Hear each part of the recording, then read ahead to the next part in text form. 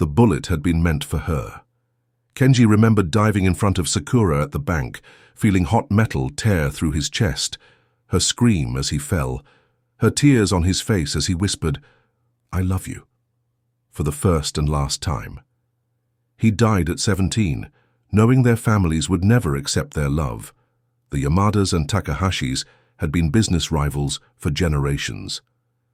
Now he was 16 again, but everything was different. His name was Ryo Yamada, living in the Takahashi family home as their stepson. His mother had married Sakura's father after both spouses died in an accident. The irony wasn't lost on him. He was now family with his former enemies. "Ryo, come meet your new sister," his mother called from downstairs. He walked down slowly, his heart pounding. There she was, Sakura Takahashi, 16 now, beautiful but distant. Her eyes seemed sadder, her smile forced. "Nice to meet you," she said politely, bowing slightly. No recognition. Of course not. To her he was a stranger wearing a different face, bearing a different name. "Nice to meet you too," he managed, trying to keep his voice steady. The next morning brought disaster. Ryo rushed into what he thought was his bathroom and found Sakura in a towel. "Kya!" she screamed, throwing her shampoo bottle at his head. "I'm sorry, wrong bathroom," he yelled, backing into the door. "Get out, pervert!" At school they pretended not to know each other. "If people find out we're step-siblings, they'll make a big deal about it," Sakura explained during lunch. "Everyone will stare." Ryo nodded, but watching her from across the classroom while pretending she was a stranger was harder than expected. Their homeroom teacher seated them together. "Since you're both new to some subjects, you can help each other." Sakura's eye twitched.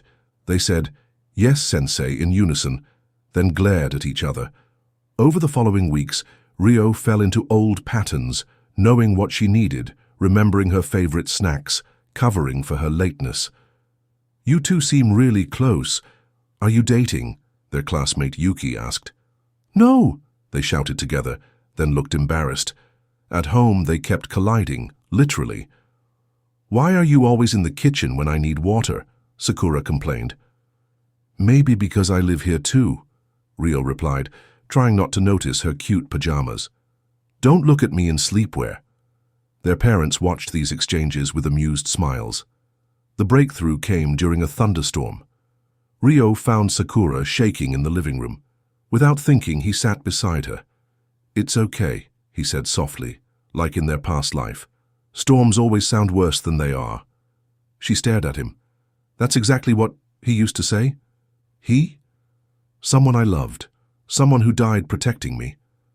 Her voice was barely a whisper. "But you can't be—" She studied his face in the lightning flashes.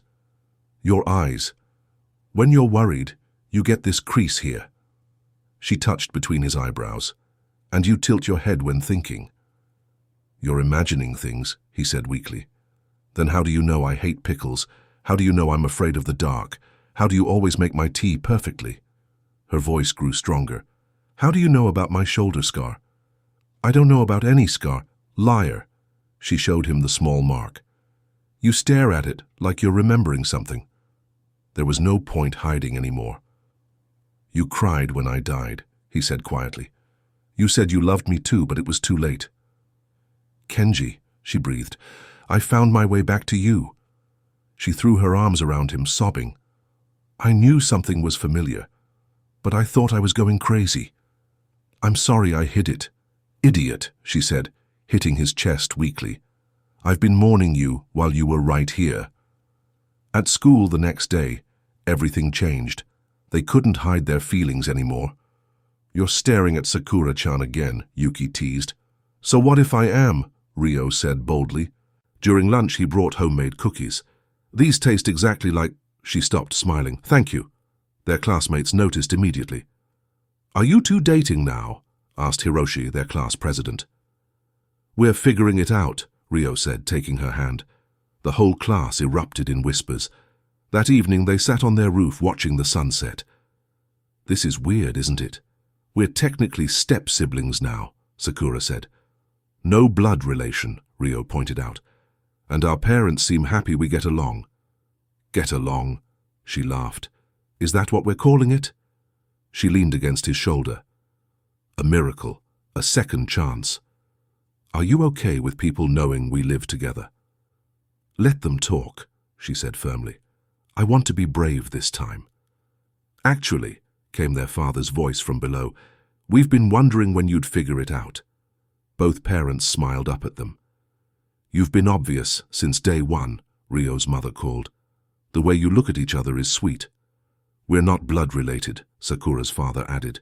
"If you make each other happy, that's what matters." Sakura buried her face in Ryo's shoulder, embarrassed. They knew the whole time. "Apparently we're terrible at hiding things," Ryo laughed. "Good," she said. "I don't want to hide anymore." The next day at school, they walked in holding hands.